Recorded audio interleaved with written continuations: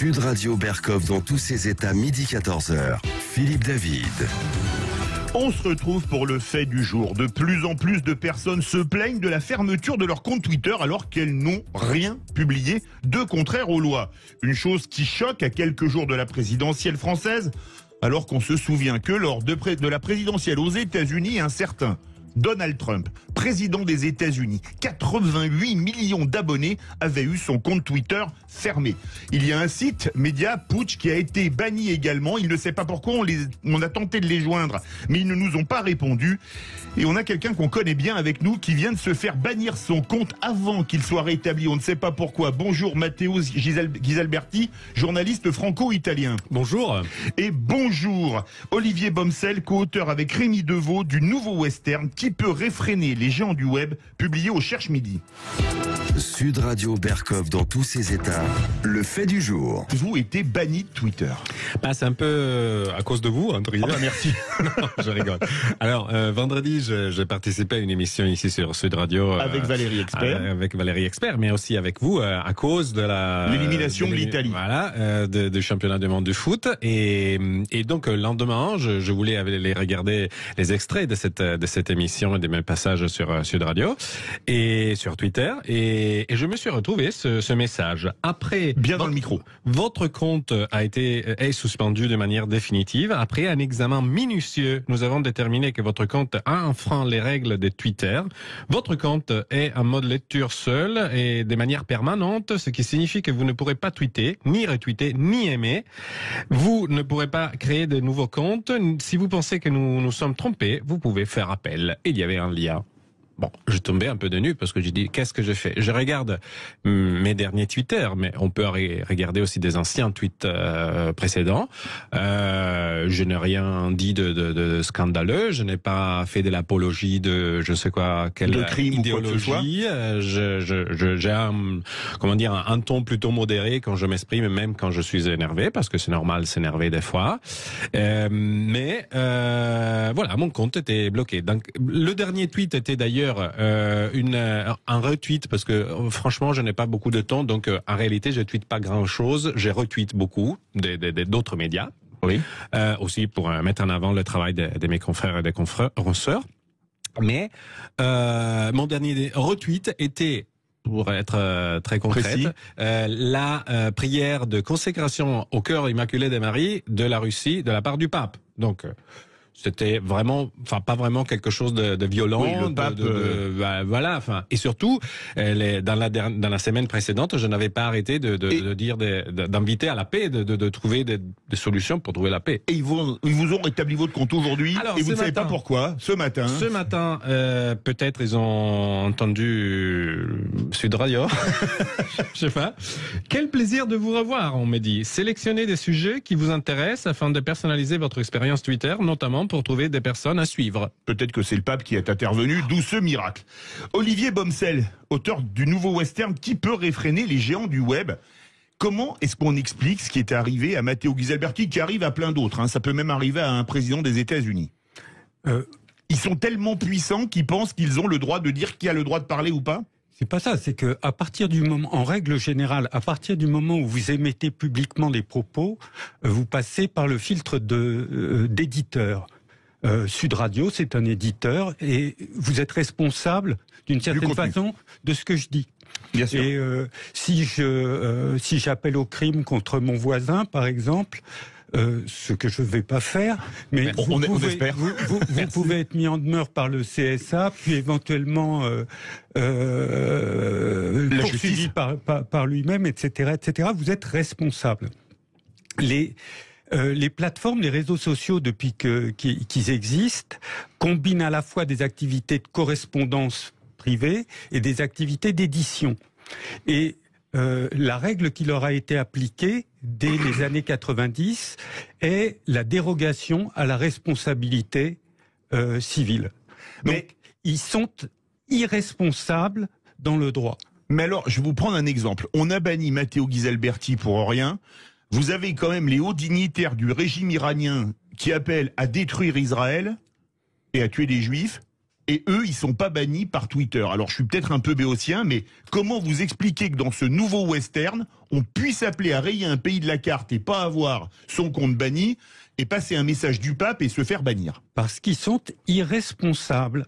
Et que, étant irresponsables, et qui plus est propriétaires de leur marque et propriétaires du copyright des gens qui s'expriment, c'est-à-dire du contenu, des gens qui s'expriment à travers eux, lesquels acceptent les règles de fonctionnement de leur service en étant abonnés au service, ils font ce qu'ils veulent. Et s'ils estiment qu'ils protègent leur marque en éjectant Donald Trump qui a appelé à la rébellion dans son pays, ou en éjectant Russia Today parce que la Commission européenne le leur demande, ils sont dans leur plein droit, ils font ce qu'ils veulent avec, d'une certaine manière, le même arbitraire qu'un éditeur. Si vous voulez pas inviter tel ou tel, vous gênez pas pour le faire et vous n'avez pas à donner de raison. Si vous voulez pas inviter de dignitaires italiens en tant qu'éditeur, vous les invitez pas. Eux, ils font ce qu'ils veulent et quand ils considèrent que la ligne qu'ils suivent leur fait perdre trop de clients, ils arrêtent. Alors justement, c'est amusant, il y a notre directeur d'antenne Bruno Dubois qui m'envoie un texto, ça vient de tomber, Elon Musk. On le présente plus, le patron de Tesla notamment, des fusées, enfin il fait plein de choses, Elon Musk. Il envisage de créer un réseau social qui respecte la démocratie. Est-ce que quelque part la solution ce serait pas d'aller sur des... Parce que bon, il vit aux États-Unis, Elon Musk, ce sera donc les lois américaines. Est-ce que la solution ce serait d'avoir un réseau social qui se foute des lois américaines, même en étant américain, ou d'avoir des réseaux sociaux français? Il y en a un que je vais citer, on l'a de temps en temps dans les vraies voix, c'est Waller.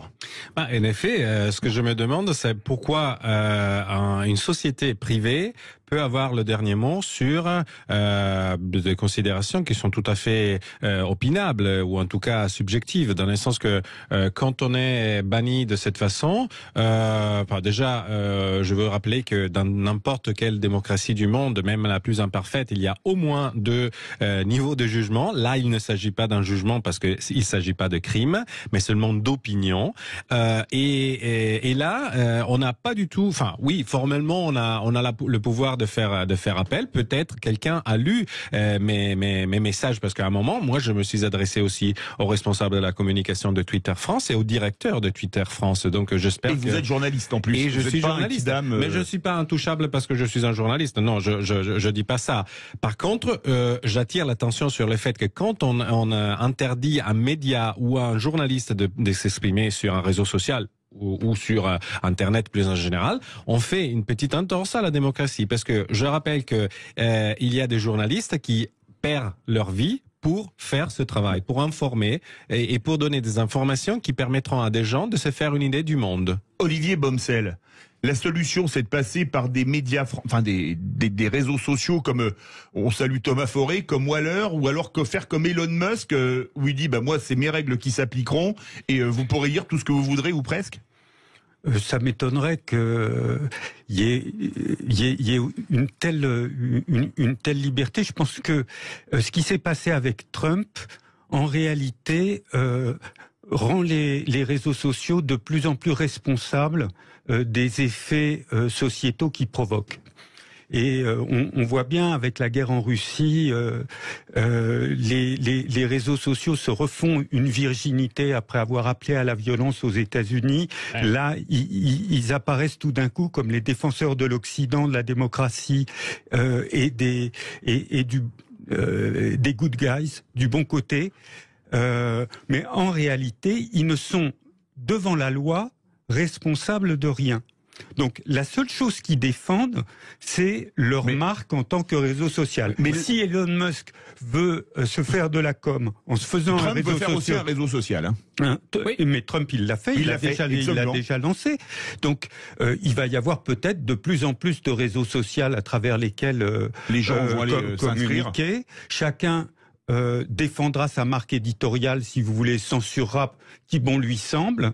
Le problème de fond, c'est que des gens comme vous, comme les médias traditionnels, sont responsables devant la loi des contenus qui propagent, alors que les réseaux sociaux ne le sont pas. Justement, dans votre livre, vous parlez d'une chose, vous parlez de les lois antitrust qui ont eu lieu aux États-Unis pour empêcher les trusts au tech trust. Aujourd'hui, c'est même plus le tech trust, c'est le tech monopole, on peut dire. Parce que sur la messagerie très courte en ligne, c'est Twitter qui a le monopole. Sur le réseau social de photos, c'est Insta. Et sur le réseau social Facebook, voilà, qui est adapté à Facebook et Facebook WhatsApp. et WhatsApp, etc. C'est vraiment le monopole, c'est même plus le trust.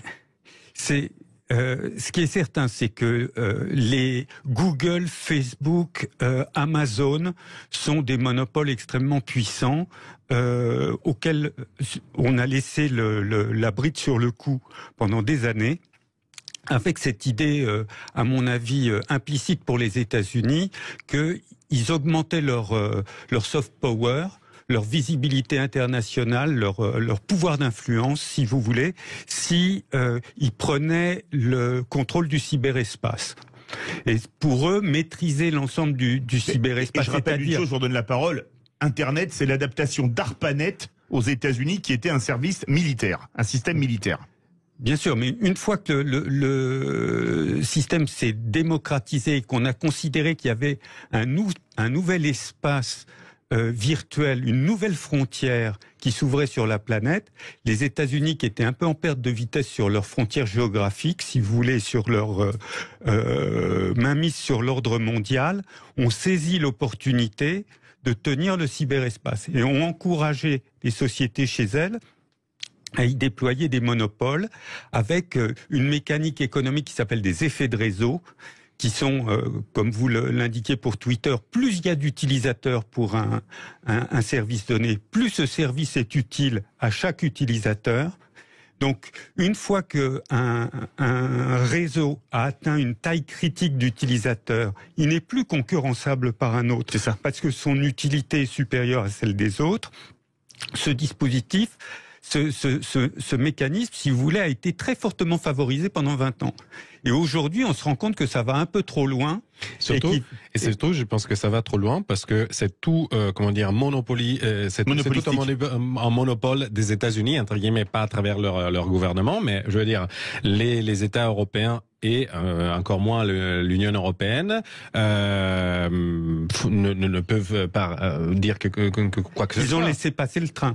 Voilà. Ils ont laissé passer le train, ils ont appliqué les règles américaines. Et l'Union européenne, parfois, je veux dire, fait aussi ce jeu, dans le sens que quand on veut arrêter des médias, etc., c'est un peu facile. Naturellement, il faut prendre les choses avec les pincettes, mais je trouve que c'est assez hallucinant, surtout pendant une campagne électorale comme celle qu'on est en train de vivre, de voir que on est silencé, et alors que, comme vous disiez tout à l'heure, très justement, par exemple, je vois l'un des porte-parole du gouvernement iranien qui parlait d'un sommet qui s'est tenu en Israël, en définissant le sommet du mal dans la Palestine occupée. Enfin, excusez-moi, moi j'invite pas à lancer des bombes nucléaires sur un pays, hein, j'invite pas à rayer de la carte Israël. Hein. Ça c'est clair. Par contre, je vais vous poser une question à tous les deux. Olivier Bomsel, Sud Radio, parlons vrai. Est-ce que les GAFAM défendent une idéologie? Par exemple, ils ont parfaitement pu virer Trump, mais ils n'auraient jamais viré Biden ou Kamala Harris. Non, je pense qu'ils défendent aucune autre idéologie que leur intérêt. Que leur business. Que leur business, absolument. Et si Twitter prend des décisions de virer Trump, ou si Facebook, à un moment donné, fait de la modération et explique devant le Sénat américain comment ils font de la modération, c'est parce que s'ils le font pas, les annonceurs s'en vont. Mais je vais vous prendre un exemple. C'est à partir du moment où les annonceurs ont trouvé que il y avait trop de grabuge sur les réseaux sociaux, il y avait trop d'appels à la haine, trop d'appels à la violence, et qu'ils ne souhaitaient pas que leur marque soit associée à des tels fils de conversation, qu'ils se sont mis en retrait, et qu'à partir de ce moment-là, les réseaux sociaux ont été obligés de prendre des mesures de modération qui, au final, réduisent l'audience, mais attire les annonceurs. La modération, vous mettez une photo d'une femme topless à la plage, vous êtes banni de Facebook. Vous mettez la vidéo du pilote de chasse jordanien qui est brûlé vif dans une cage par Daesh, la vidéo, elle reste. Qu'est-ce qu'il y a de plus choquant? je suis pas un modérateur de Facebook, si vous voulez. Non, mais c'est comme la deuxième image qui est la plus choquante, on est d'accord. Je pense que pour Facebook, qui veut attirer les familles et les enfants même de moins de 12 ans, si vous voulez. Faut pas voir une femme avec une paire de seins, mais par contre, voir un homme se faire brûler vif, il n'y a pas de problème. Absolument, ça fait moins d'audience. Rappelons d'ailleurs que sur Twitter, les contenus pornographiques, c'est open bar. Hein. Oui, alors que sur Facebook, je vous dis, une femme topless à la plage, vous êtes banni. Voilà. Ils défendent une idéologie, les GAFAM? Écoutez, à mon avis, ils défendent le concept de l'intelligence artificielle. Mais peut-être ils auraient plus besoin de faire recours à l'intelligence naturelle. Histoire de, utiliser un peu plus des grilles de lecture plus humaines et surtout ne pas confier les choses à quelqu'un qui n'a pas, parce que on peut pas mettre sur le même plan des gens qui s'expriment pour porter des voix, pour parler des cultures, etc. On les bannit brutalement parce que cette culture n'est pas captée, mais n'est pas comprise par certains qui font ce travail dans les réseaux sociaux. Merci beaucoup, grazie mille, et Matteo Ghisalberti. Merci beaucoup, Olivier Bomsel, co-auteur avec Révin Deveau du nouveau western, publié au Cherche Midi.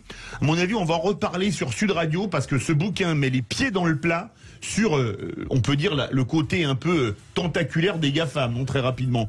Ah oui, c'est absolument.